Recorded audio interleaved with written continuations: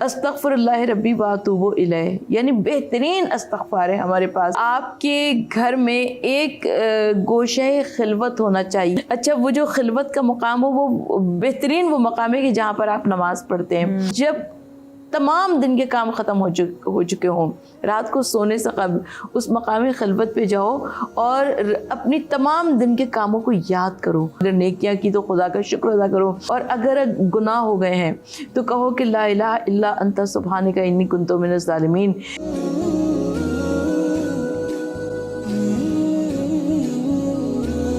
बिस्मिल्लाहिर्रहमानिर्रहीम। अस्सलाम वालेकुम। नाज़िया मलिक आपके साथ हमारे रमज़ान में एक और नए सब्जेक्ट के साथ आपके साथ मौजूद हूँ। और आज का हमारा टॉपिक भी बहुत इम्पॉर्टेंट है, बहुत ही अहम सब्जेक्ट है, जिससे दुनिया बदल सकती है, जिससे आपका जो है मामलात सही हो सकते हैं। कई लोग परेशान होते हैं, उनकी परेशानी दूर हो सकती है, और वो है इस्तिग़फ़ार। इंसान गुनाह तो करता है, और गुनाह करने के बाद उसके लिए तौबा करना भी ज़रूरी है, और उसके बाद उस गुनाह को दोबारा ना भी किया जाए तो बात बन जाएगी।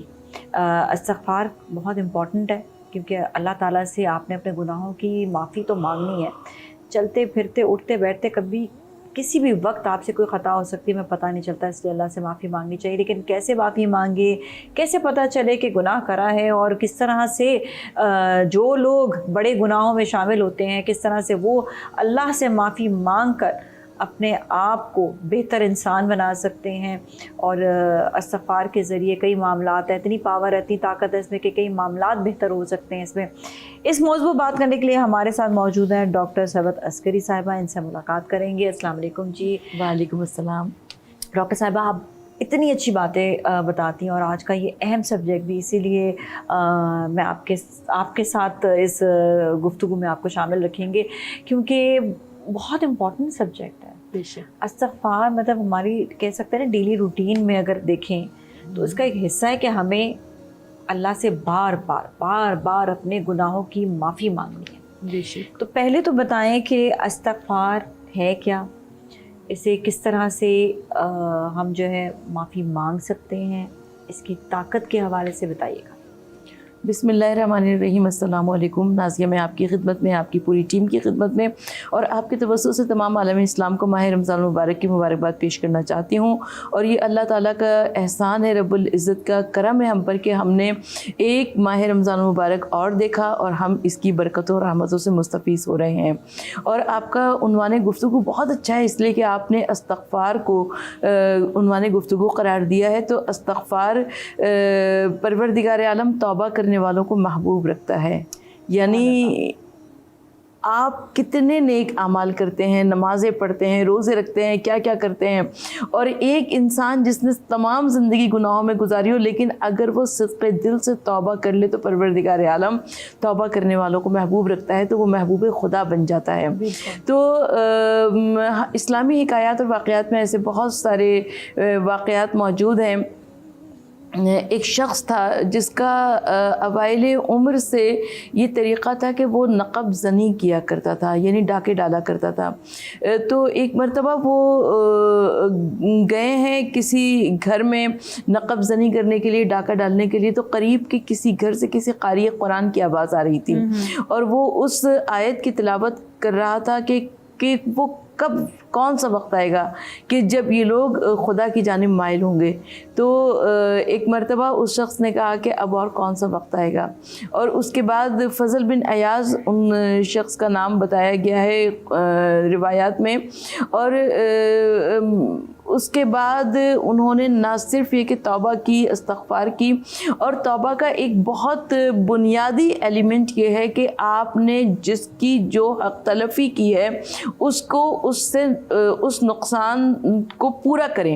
यानी अगर आपने किसी का माल खाया है, किसी की ज़बान से आबरू रिज़ी की है, तो आप उसकी हक़ तलफ़ी जो आपने के हाथों हुई है उसको पूरा करें, उसको पूरा करें। तो फ़ज़ील बिन अयाज़ ने कहा कि भाई अगर जिसका जो भी मैंने डाका डाला हो, नक़ब ज़नी की हो, वो आए और आकर मुझसे ले ले। तो बहुत सारे लोगों ने जाकर ले लिया। अच्छा, अब एक तो बैठकर खाने से قارون کا خزانہ بھی وہ خالی ہو جاتا ہے. دوسری جانب کیونکہ وہ لوگوں کو دیتے جا رہے تھے. اب ایک یہودی نے ان سے کہا کہ تم نے میرا بھی کھایا تھا حق، لہٰذا تم مجھ کو وہ دے دو. اب فضیل کے پاس پیسے ختم ہو چکے تھے. فضیل نے کہا کہ میں کہاں سے واپس کروں. تو کافی بحث و مباحثہ اس کے اوپر ہوتا رہا. تو اس یہودی نے کہا کہ اچھا ایسا کرو کہ میں نے بھی قسم کھائی ہے، لہٰذا تم میرے گھر کے حجرے میں آؤ اور وہاں پہ غالیچہ بچھا ہوا ہے، اس کے نیچے جو کچھ بھی تمہیں ملے وہ تم نکال کے دیتے رہو، میری بھی قسم پوری ہو جائے گی اور تمہارا بھی عہد و پیمان پورا ہو جائے گا. فضیل بن عیاض اس یہودی کے گھر پہنچے اور اس غالیچے کے اندر ہاتھ ڈالا. ان کے ہاتھ میں سونے کے سکے آئے. انہوں نے یہودی کو وہ سونے کے سکے ہاتھ ڈالتے رہے، نکالتے رہے، دیتے رہے، یہاں تک کہ جب ایک مقررہ مقدار ہو گئی تو یہودی نے کہا کہ میرا نقصان پورا ہو گیا. اور اس کے بعد انہوں نے کہا کہ میں قبول اسلام کرتا ہوں. اور لوگ بڑا حیران ہوئے، کہا کہ تم نے کیوں قبول اسلام کیا؟ کہا کہ حضرت محمد مصطفیٰ صلی اللہ علیہ وآلہ وسلم نے ارشاد فرمایا کہ اگر میری امت میں سے کوئی شخص سچے دل سے توبہ و استغفار کرے گا تو اس کے لیے مٹی بھی سونا بن جائے گی. میں جانتا ہوں میرے گھر کا حجرہ تھا کہ اس غالیچے کے نیچے سوائے مٹی کے اور کچھ نہیں تھا، لیکن کیونکہ فضیل بن عیاض نیچے ہاتھ ڈالتے رہے اور سونے کے سکے ان کے ہاتھ میں آتے رہے تو مجھے یقین ہو گیا کہ انہوں نے سچے دل سے توبہ استغفار کیے، لہٰذا میں نے قبول اسلام کر لیا. بالکل، سبحان اللہ، بہت ہی اچھی بات آپ نے بتائی ہے. لیکن یہاں پر اب یہ بھی ہم معاملہ جو ہے لوگوں تک پہنچائیں گے کہ کس طرح سے اگر کوئی انسان جس طرح کسی کو نقصان اگر پہنچا دیتا ہے اور اس کے بعد وہ شخص دنیا میں نہیں رہتا، پھر وہ کیا کرے؟ پھر وہ کیونکہ اس کا تو وہ نقصان پورا نہیں کر سکے گا، وہ انسان تو اس دنیا میں ہی نہیں رہا، پھر کیا کرے؟ اس کی جانب سے طلب مغفرت کریں، اس کی جانب سے ایصال ثواب کریں، اس کی جانب سے صدقہ دیں، اس کی جانب سے استغفار کریں. رب العالمین جتنے درجات اس کے وہاں پر بلند ہوتے رہیں گے، رب العالمین اس کے گردن سے وہ گناہ ہٹاتا رہیں گے. اور اگر جس طرح ایک شخص ہے ڈکیتی اس نے ماری ہے اور وہ جو ہے دوسرا شخص جو ہے جس کے ڈکیتی ماری تھی وہ زندہ نہیں رہا، تو وہ اس کا نقصان کیسے پورا کرے گا پھر اس شخص کا جس کا اسے نقصان پہنچایا اور وہ اس دنیا میں نہیں ہے؟ تو جواب میرے خیال میں ہو چکا ہے، اس لیے کہ جو اس دنیا سے گزر چکا ہے اگر اس کا کوئی بھی حق کسی کی بھی گردن پہ باقی ہے تو وہ اس کی جانب سے دعائے مغفرت کرے، استغفار کرے. جس نے گناہ کیا ہے وہ اس دنیا میں ہی ہے، لیکن جس کا مال کھایا ہے اس نے، اگر وہ اس دنیا میں نہیں ہے تو جس کا مال کھایا ہے اگر اس کی جانب سے استغفار کیا جائے، اس کی جانب سے صدقہ دیا جائے، اس کی جانب سے ایصال ثواب کیا جائے تو رب العالمین غفور الرحیم ہے، وہ اس کے گناہوں کو معاف کر دے گا. اچھا باقی یہ کہ جب ہم گناہوں کی توبہ کی بات کرتے ہیں تو گناہ کبیرہ ہے، گناہ صغیرہ ہے. تو گناہ کبیرہ کیا ہے، گناہ صغیرہ کیا ہے، یہ ہم لوگوں کو بتائیں گے. اس کو پھر یہ کہ کس طرح سے ان گناہوں کی کیا معافی کیسے ہوگی، اور گناہ کبیرہ جو ہیں وہ تو بہت بڑے گناہ ہوتے ہیں، ان کی کیسے معافی ہو سکتی ہے؟ اچھا، گناہان کبیرہ بہت بڑے گناہ ہوتے ہیں جیسے کہ آپ نے خود عرض کیا، اور گناہان صغیرہ چھوٹے چھوٹے گناہ ہوتے ہیں. اچھا، اس کی بھی علیحدہ تفصیل ہے اور ہمارے پاس وقت کی میرے خیال میں اتنی زیادہ گنجائش نہیں ہے، لیکن ہمارے پاس بہت ساری احادیث رسول خدا صلی اللہ علیہ وآلہ وسلم کی موجود ہیں. حضور صلی اللہ علیہ وآلہ وسلم اچھا کچھ احادیث تمثیلی احادیث ہیں، یعنی ان کو کر کے دکھایا گیا. حضور نبی کریم صلی اللہ علیہ وآلہ وسلم ایک مرتبہ ایک صحرا میں تشریف لے گئے. صحابہ کرام رضوان اللہ علیہم بھی ان کے ساتھ موجود تھے. حضور نبی کریم صلی اللہ علیہ وآلہ وسلم نے اس صحرا میں پہنچ کر کہا کہ تم اس صحرا میں پھیل جاؤ اور جس کو ایندھن کے نام پر جو کچھ بھی ملے وہ لائے اور یہاں پہ رکھتا جائے. اب دیکھنے میں وہ بے آب و گیا میدان نظر آ رہا تھا. اب اصحاب کرام وہاں پر پھیل گئے، کسی کو کوئی پتا خشک پتا ملا، کسی کو کوئی چھوٹی سی لکڑی ملی، کسی کو کچھ ملا. جس کو جو کچھ ملا وہ حضور نبی کریم صلی اللہ علیہ وآلہ وسلم کے قدموں میں لا کے رکھتا رہا، اور وہ دیکھتے ہی دیکھتے ایک چھوٹا سا ٹیلا نما بن گیا. حضور نبی کریم صلی اللہ علیہ وآلہ وسلم نے فرمایا کہ بالکل ایسے ہی ہم کو محسوس یہ ہوتا ہے کہ ہماری زندگی بڑی پاک اور صاف ہے, ہماری زندگی میں کوئی گناہوں کا نام نہیں ہے, لیکن جب تلاش کیے جاتے ہیں, جب ڈھونڈا جاتا ہے تو ایسے ہی گناہ جمع ہوتے جاتے ہیں. تو گناہان صغیرہ کی مثال ہماری زندگی میں ایسے ہی ہے, لہٰذا ہم کو اجتناب کرنا چاہیے گناہان صغیرہ سے بھی, تاکہ ہم گناہان کبیرہ کی جانب نہ جائیں. اچھا یہ بھی ہوتا ہے کہ انسان استغفار مانگتا ہے, توبہ مانگتا ہے, پھر سے وہ گناہ کرتا ہے, پھر توبہ کرتا ہے, پھر گناہ ہو جاتی ہے, تو یہ سمجھ نہیں آتا کہ کس طرح سے اپنے آپ کو روکے بھی وہ, کہ وہ بار بار گناہ نہ کرے. وہ اللہ کے آگے اس کو پتہ ہے کہ میں غلط کر رہا ہوں, لیکن پھر وہ جو ہے واپس اسی طرف ہی بلا. حضرت زکریا علیہ السلام کے پاس ایک مرتبہ ابلیس آیا, شیطان آیا, اور آپس میں ان کی گفتگو شروع ہوئی. تو حضرت زکریا علیہ السلام نے پوچھا کہ تم نے خلق خدا کو کیسا پایا؟ اس نے کہا کہ اے نبی خدا, میں نے خلق خدا کو 3 حصوں میں تقسیم پایا. ایک تو آپ گروہ انبیاء ہیں, گروہ معصومین ہیں, جو کہ نہ خطا کرتے ہیں, نہ آپ سے کوئی غلطی ہوتی ہے, آپ سے ہمارا کچھ بھی لینا دینا نہیں. اچھا ایک وہ ہیں جو کہ صرف ہمارے ہیں, ٹھیک ہے, ان سے بھی ابلیس نے کہا کہ ان سے بھی کوئی لینا دینا ہمارا نہیں ہے. ہمارا لینا دینا صرف اس گروہ انسانی سے ہے کہ جن سے کوئی گناہ ہو جاتا ہے وہ فوراً توبہ و استغفار کر لیتے ہیں. اب گناہ ہو جاتا ہے, فوراً توبہ و استغفار کر لیتے ہیں.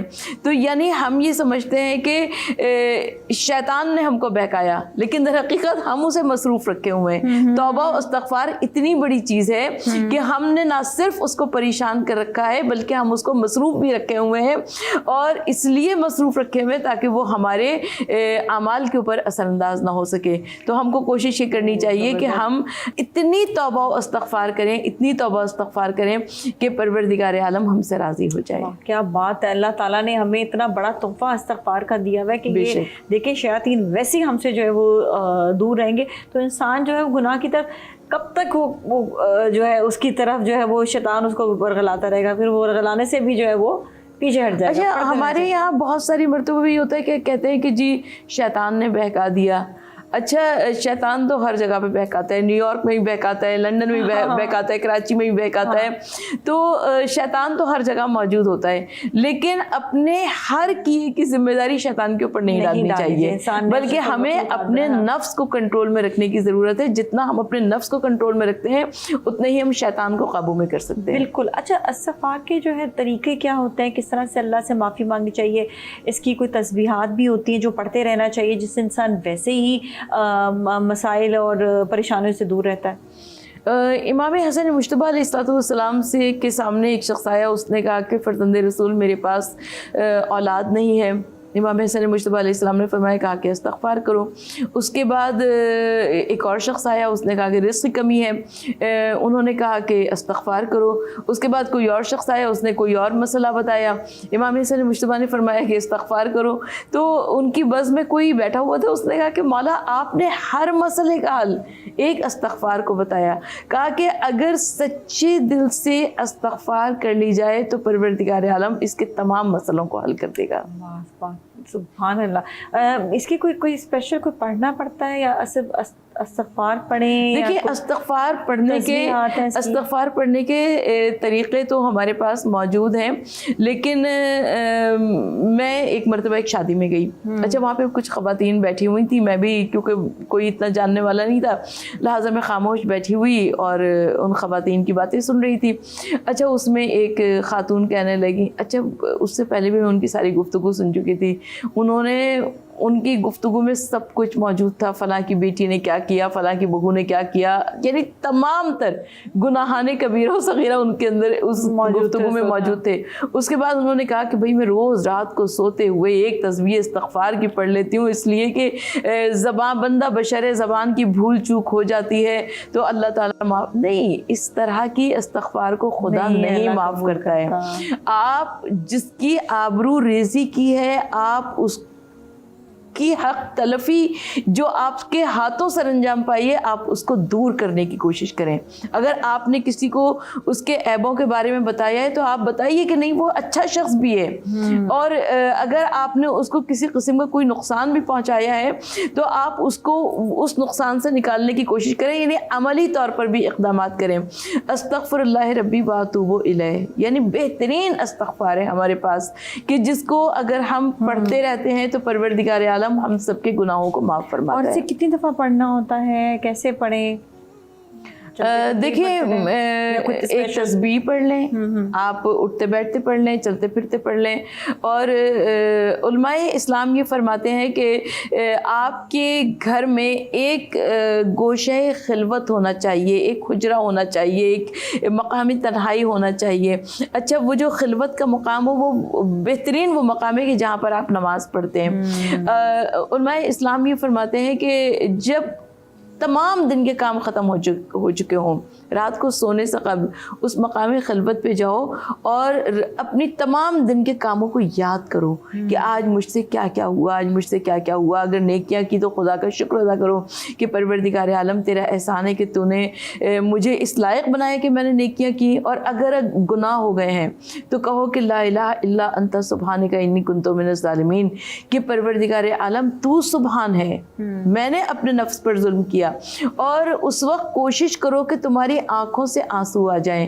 اچھا آنسو تو کبھی آتے ہیں کبھی نہیں بھی آتے ہیں, تو علماء اسلام فرماتے ہیں کہ اس وقت اپنے مرحومین کو یاد کرو, اپنے مرحوم عزیزوں کو یاد کرو جن کی یاد تمہارے دل کو تڑپا دے اور تمہاری آنکھوں میں آنسو آ جائے. اس وقت اپنے خیال کے رخ کو موڑ دو اور اس وقت اللہ کے حضور میں گریا کرو, اس وقت اللہ کے حضور میں استغفار کرو, تو پروردگار عالم اس استغفار کو ضرور قبول کہتے ہیں فرمائے کہ گا. جب زیادہ سے زیادہ گناہ بڑھتے چلے جاتے ہیں انسان کو پریشانیاں بھی زیادہ سے زیادہ آتی ہیں جو وہ اس وقت امیجن نہیں کر رہا ہوتا. اس لیے استغفار پڑھنے کے بعد کہتے ہیں چیزیں جو بہتر ہونا شروع ہو جاتی ہیں, جس میں رزق کا بہت بڑا عمل ہے کہ رزق جو ہے وہ کم ہونے لگ جاتا ہے. اس کے علاوہ یہ ہوتا ہے کہ انسان بیمار رہنے لگ جاتا ہے, کاہلی آ جاتی ہے.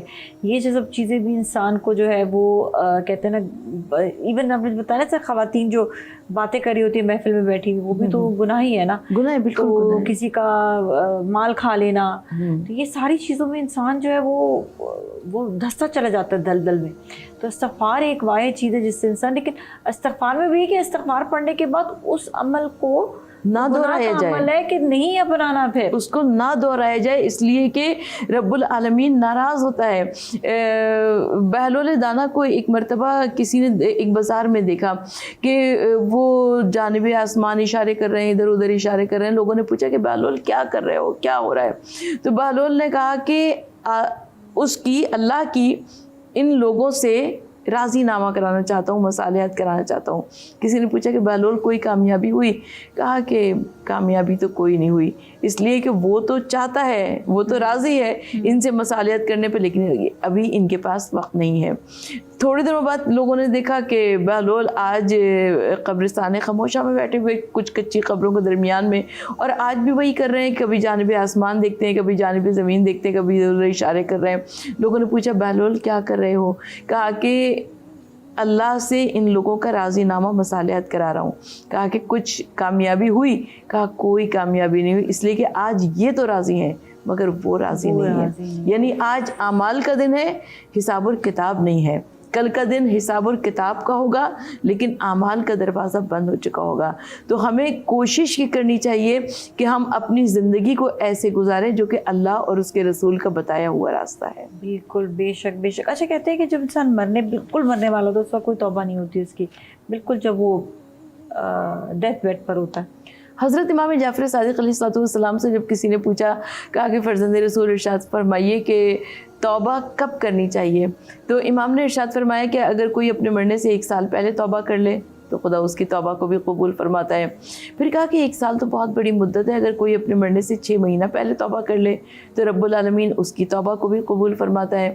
پھر کہا 6 مہینہ بھی بہت بڑی مدت ہے, اگر کوئی اپنے مرنے سے 1 مہینہ پہلے توبہ کر لے تو رب العالمین اس کی توبہ کو بھی قبول فرماتا ہے.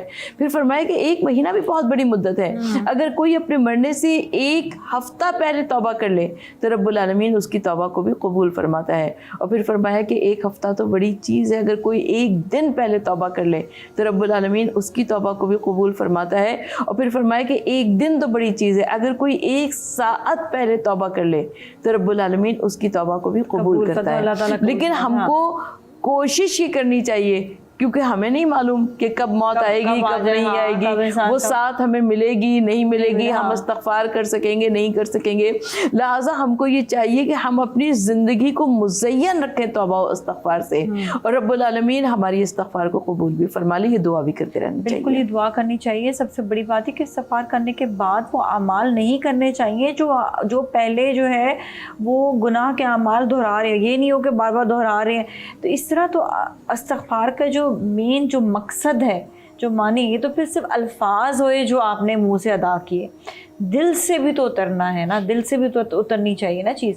देखिए इस्लामी तालीमात बड़ी आसानी के साथ, खूबसूरती के साथ जो दिल और रूह में उतर जाती हैं उसी को हम इस्लामी तालीमात कहते हैं। तो सिवाय लक़लक़े ज़बानी का तो कोई फ़ायदा ही नहीं है ना। तो जब आप उसको अपनी ज़िंदगी में अप्लाई करते हैं, अपनी ज़िंदगी में शामिल करते हैं, तो परवरदिगार आलम आपके हर अमल को कबूल करता है, वैसे ही इस्तग़फ़ार और तौबा को भी कबूल फरमाता है। बिल्कुल। अच्छा, क्या छोटे बच्चों की भी कोई तौबा होती है? छोटे बच्चे जब कोई उनसे कोई गलती सरजद हो जाए, या उनको सिर्फ आदत के तौर पे उनको जो है ये बात कहनी चाहिए कि तौबा करो, मतलब क्या बच्चों की भी होता है कोई गुनाह के इस तरह छोटे बच्चों का?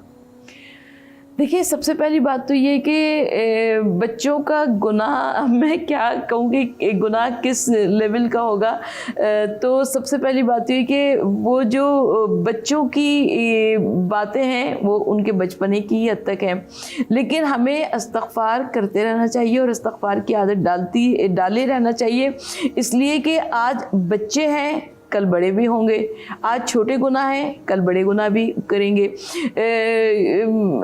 इस्लामी हिकायात रिवायात में ऐसी बहुत सारे वाक़यात मौजूद हैं। हज़रत इमाम ज़ैनुल आबिदीन अलैहिस्सलाम से रिवायत है कि वो एक मरतबा कमसनी का आलम में, बचपने में वो गिरिया कर रहे थे। किसी ने कहा क्यों गिरिया कर रहे हो?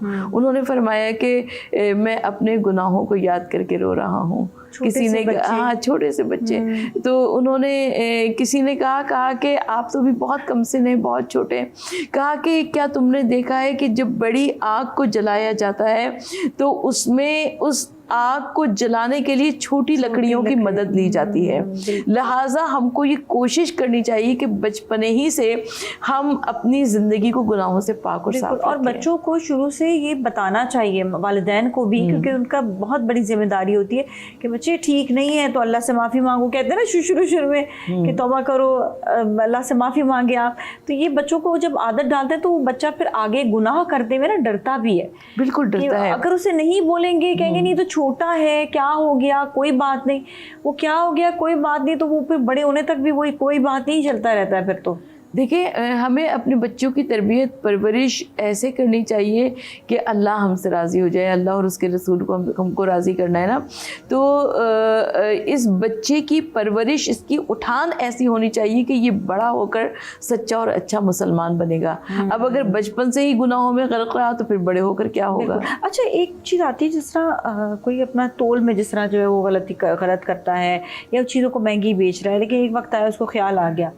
अब सारी बात है, इसमें बहुत सारे इंसान इन्वॉल्व हैं। अब ये कि वो हारे के तो उसको याद भी नहीं होगा मेरा कौन सा गाहक था। अब ऐसा शख्स कैसे तौबा करे कि उससे दूसरों का नुकसान भी किया हुआ है? अच्छा, ऐसा शख्स एक तो इस्तग़फ़ार करे सबसे बढ़कर, और दूसरी बात यह है कि वो ईसाले सवाब करे जिन का उसने नुकसान किया है, उनकी जानिब से दुआए खैर करे, उनके लिए तलब मग़फ़िरत करे। जो लोग दुनिया से गुजर चुके हैं उनके लिए ईसाले सवाब करे, उनकी तरफ से सदका दे। बिल्कुल वैसे ही ज़िंदों के लिए भी सदका है। तो इंशाअल्लाह ताला अल्लाह रब्बुल इज़्ज़त, और इन्नमल आमालु बिन्नियात, अगर आज आप कोई न कोई अमल ऐसा करते हैं कि जिसकी बिना पर वो अमल दोबारा नहीं जारी होता है, तो परवरदिगार आलम गफूर रहीम है, वो आपकी गुनाहों को माफ़ फरमा देगा। बिल्कुल, और फिर दोबारा अमल वो ना करें, बिल्कुल इंसान कर। अच्छा, क्या जहन में कोई ख्याल भी आए तो क्या गुनाह हो जाता है कि کوئی غلط چیز استغفار کری اس پر ذہن میں خیال آ رہا ہے کہ دوبارہ سے میں جو ہوں یہاں پر چوری کروں یا دوبارہ سے میں کسی کو جو ہے ہرٹ کروں, تو یہ کہ ذہن میں آئے تو بھی کیا گناہ ہو جاتا ہے؟ اچھا, اللہ رب العزت ایک نیکی کا ثواب 70 گنا یا 700 گنا زیادہ دیا کرتا ہے, لیکن وہ رب العالمین جب تک گناہ کا ارتکاب نہیں ہو جاتا ہے تب تک اس کی سزا نہیں دیتا. سزا نہیں ہوگی. تو ہم کو یہ کوشش کرنی چاہیے کہ ہم اپنے ذہن کو بھی پاک اور صاف رکھیں, اپنے جسم کے ساتھ اپنی روح کو بھی پاک اور صاف رکھیں, تاکہ ہمارے دل میں بھی ہمارے ذہن میں بھی کوئی گناہ کا خیال نہ آنے کوئی پائے. ایسی جو ہے وہ بات نہیں ہے, کیونکہ پھر انسان جو ہے وہ عملاً جو ہے اس کو جو ہے وہ ترجیح نہ دے دی, اس کو پریکٹیکلی اس کو اپنے سامنے پھر نہ لیا ہے نا, اس طرح پھر اس کے لیے بہت زیادہ مشکل ہو جائے گا. اچھا, والدین کے ساتھ حسن سلوک کا جو ہے وہ عمل کرنا چاہیے, ان کا خیال رکھنا چاہیے, بہت سی حقوق ہیں ان کے بھی, لیکن اکثر اوقات یہ ہوتا ہے کہ والدین جو ہیں وہ اگر حیات نہ رہیں اور ان کے ساتھ جو سلوک ہے وہ ایسا نہیں تھا کہ ان کے سارے حقوق ادا کیے گئے, تو پھر ایسے کی کیا استغفار ہوتی ہے؟ دیکھیں, والدین کا تو کوئی حق ادا کر ہی نہیں سکتا ہے, اس لیے کہ والدین کا چاہے والد ہو یا والدہ کے حقوق زیادہ اسلام میں بتائے گئے ہیں, لیکن بہرحال ان کے حقوق ادا کرنا ناممکنات میں سے ہے. لیکن ان کے لیے وہ دنیا سے اگر گزر چکے ہیں تو طلب خیر کریں, طلب مغفرت کریں, ان کی جانب سے صدقہ و خیرات کریں, ان کی جانب سے ایصال ثواب کریں. تو وہ یعنی بہت سارے ایسے اولادیں ہوتی ہیں جو کہ زندگی میں اپنے والدین کے ساتھ بہت اچھے ہوتے ہیں, یعنی زندگی میں عاق شدہ نہیں ہوتے, لیکن ان کی آنکھیں بند ہوئیں, انہوں نے بلا دیا, اب وہ عاق شمار ہوتے ہیں. اور بہت سارے ایسے بچے ہوتے ہیں جنہوں نے زندگی میں نہیں پوچھا ہوتا ہے, لیکن جب والدین کی آنکھیں بند ہو جاتی ہیں تب انہیں یہ خیال آتا ہے کہ کیسی نعمت ہم سے چھن گئی. اب وہ ان کے لیے طلب خیر کرتے ہیں, ایصال ثواب کرتے ہیں, استغفار کرتے ہیں, تو رب العالمین ان کو عاق شدہ سے غیر عاق شدہ شمار کر دیتا ہے. تو آپ کو حسن سلوک کرتے رہنا چاہیے اپنے مرحوم والدین کے ساتھ. بالکل, تاکہ وہ ہمیشہ جو ہے نا اللہ تعالیٰ جو ہے وہ دعا سے بہت سی چیزیں بدل جاتی ہیں, اور اللہ تعالیٰ جو ہے وہ ہر ایک کو اپنے حفظ و مان میں رکھے. رمضان کا مبارک مہینہ ہے, تو اس کے حوالے سے ضرور بتائیں کہ آخری عشرے میں جو ہے جنت کے دروازے کھل جاتے ہیں اور توبہ کے دروازے کھل جاتے ہیں, تو اس کے بھی کوئی طریقہ ہوتا ہے, کوئی استغفار کرنے کا, کوئی نماز پڑھی جاتی ہے, یا جو ہے ویسے تو اللہ تعالیٰ کے سامنے کسی وقت بھی انسان جو ہے وہ توبہ کے لیے جو ہے وہ کھڑا ہوتا ہے کہ اللہ مجھے معاف فرما دے, تو لیکن اس کے لیے کوئی اسپیشلی کوئی دعا ہے تو ضرور بتائیں.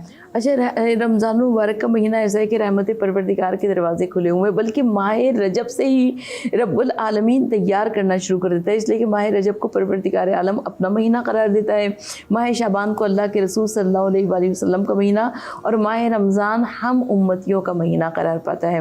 تو حضور نبی کریم صلی اللہ علیہ وآلہ وسلم ارشاد فرماتے ہیں کہ جو شخص بھی ماہ رجب میں ایک بیج بوتا ہے, ماہ شعبان میں اپنے آنسوؤں سے اس فصل کی آبیاری کرتا ہے, تو ماہ رمضان میں اس کھیتی کو کاٹنے کے لیے تیار ہو جائے, وہ فصل تیار ہو جاتی ہے.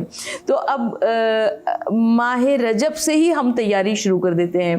تو ہم دیکھتے ہیں کہ ہم اپنے ارد گرد بھوکوں کو کھانا بھی کھلا رہے ہیں, پیاسوں کو پانی بھی پلا رہے ہیں, اپنی عبادات میں بھی یکسوئی پیدا کرنے کی کوشش کرتے ہیں.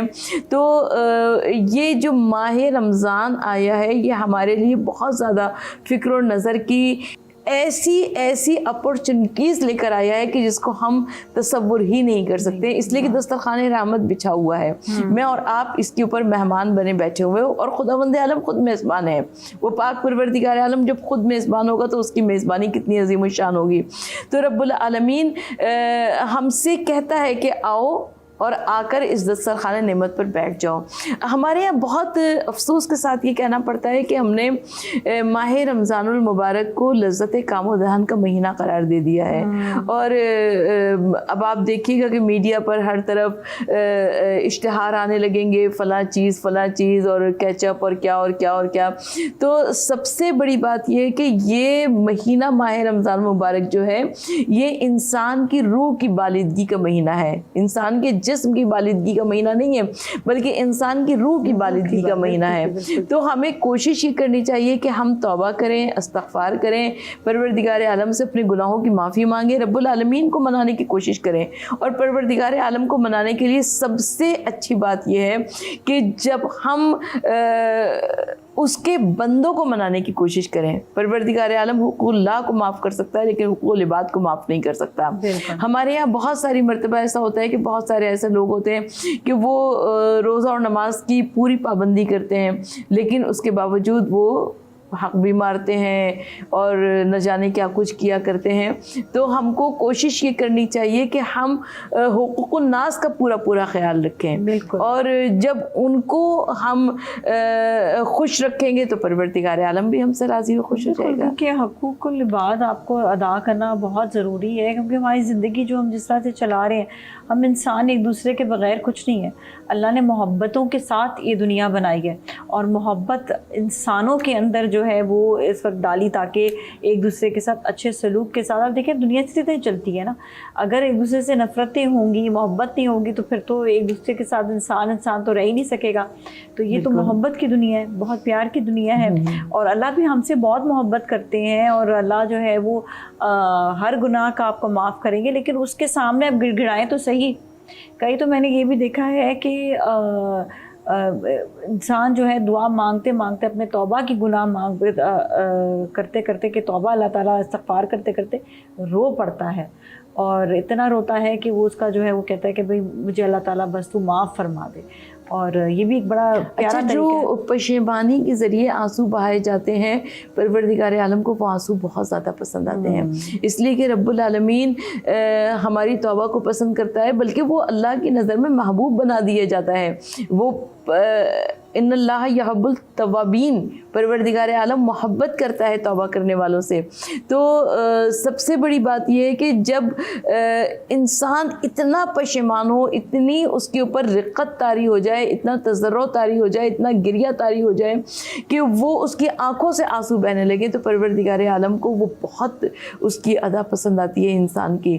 लेकिन वो तौबा और इस्तग़फ़ार भी आरज़ी ना हो, बल्कि वो दायमी होनी चाहिए। ऐसी इस्तग़फ़ार होनी चाहिए कि परवरदिगार आलम को ये यकीन हो जाए कि रब्बुल आलमीन की जानिब ये बंदा पलट आया है, और इंशाअल्लाह ताला वो हमेशा रब्बुल आलमीन का ही रहेगा। बिल्कुल जी। जाते जाते कोई और कलमात या कोई तरीका इस्तग़फ़ार का एक बार फिर बता दें। देखिए, अपने अमाल पर मोमिन को अलर्ट रहना चाहिए। इसलिए अलर्ट रहना चाहिए कि हम अशरफुल मखलूक़ात हैं, हम जानवरों की जैसी ज़िंदगी नहीं गुजार सकते हैं कि खाया पिया सोया और बस बात ख़त्म हो गई, ज़िंदगी गुजर गई। तो जब अशरफुल मखलूक़ात है, इंसान की ज़िंदगी ऐसी है कि हम अपनी ज़िंदगी को एक लाहे अमल के तौर पर गुजार लें, और जब लाहे अमल के तौर पर गुजारते हैं तो उसमें बहुत सारे बंदों के हुकूक भी आते हैं, बहुत सारे इंसानों के हुकूक भी आते हैं। तो जब इंसानों के हुकूक आते हैं तो परवरदिगार आलम हमको तौफ़ीक़ अता फ़रमाए। सबसे बड़ी दुआ यह है कि रब्बुल आलमीन से तौफ़ीक़ मांगी जाए कि पाक परवरदिगार आलम हम सबको तौफ़ीक़ अता फ़रमाए कि हम ना किसी का हक़ खा सकें और अपना हक़ खाने भी किसी को ना दें। इसलिए कि जो जुल्म पे लानत न करे आप नहीं है, जो जबर का मुनकिर नहीं वो मुनकिर दी है। तो आप कोशिश ये कीजिए कि ना आप किसी का हक़ खाएं और ना किसी को अपना हक़ खाने की इजाज़त दें। बिल्कुल सही, बहुत बहुत शुक्रिया जी सरवत, आपका बहुत बहुत शुक्रिया। इसके साथ ही नाज़रीन, यकीनन आज का सब्जेक्ट भी बहुत इंपॉर्टेंट रहा होगा। देखिए, इंसान जो है वो ख़ता का पुतला है, ख़ता ज़रूर करता है, लेकिन यहाँ पर ख़ता क्यों कर रहा है? क्योंकि देखिए, कुछ ऐसी चीज़ें होती हैं कि कुछ तालीमात जो है वो बचपन से अगर दी जाएं, और मैं कहूँगी वालिदैन को ख़ुद भी वो तालीमात पहले हासिल करनी चाहिए, क्योंकि बहुत बड़ी रिस्पॉन्सिबिलिटी होती है आगे उनकी औलाद, आगे माशरा बहुत बड़ी रिस्पॉन्सिबिलिटी है, हमारे मीडिया की बहुत बड़ी रिस्पॉन्सिबिलिटी है कि वो हमारे माशरे को बेहतर करे। तो जब माशरा बेहतर होगा, औलाद जो है वो अच्छी ऐसी औलाद होगी जो माशरे का ख्याल रखेगी, तो आप ये सोचें कि बहुत सी बातें, बहुत सी चीज़ें बेहतर होती चली जाएंगी। گی. اور جہاں تک تعلق یہ ہے کہ ایسا موقع ہی نہ آئے, ایسا وقت ہی نہ کہ انسان کی ذات سے کسی کو ہرٹ کیا جائے. جب ہم ہرٹ نہیں کریں گے تو چیزیں ہمارے لیے خود بخود بہتر ہوں گی. تو استغفار جو ہے وہ پڑھنا اس لیے بھی ضروری کہ انسان کو معلوم نہیں ہوتا, چھوٹی سے چھوٹی بھی خطا ہو جاتی ہے, کبھی انسان کسی سے غصے سے ہی بات کر لیتا ہے, وہ بھی اس کا ناجائز ہو جاتا ہے. تو اللہ تعالیٰ سے معافی ضرور مانگے کہ مجھ سے کوئی بھی جو خطا ہوئی ہے پورے دن میں, روز کی روز مانگے معافی کہ مجھ سے کوئی بھی خطا ہوئی ہے تو اللہ تعالیٰ تو مجھے معاف فرما دے اور مجھے بہتر راہ کے دکھا, ہمیشہ بہتر راہ دکھا, تاکہ میں ان پریشانیوں سے دور رہوں اور اللہ تعالیٰ کے سامنے سرخرو رہوں. اس کے ساتھ ہی آج کے لیے اتنا ہی. اپنا بہت خیال رکھیے گا. نازیہ ملک اور ٹیم کو دیجیے اجازت. اللہ حافظ.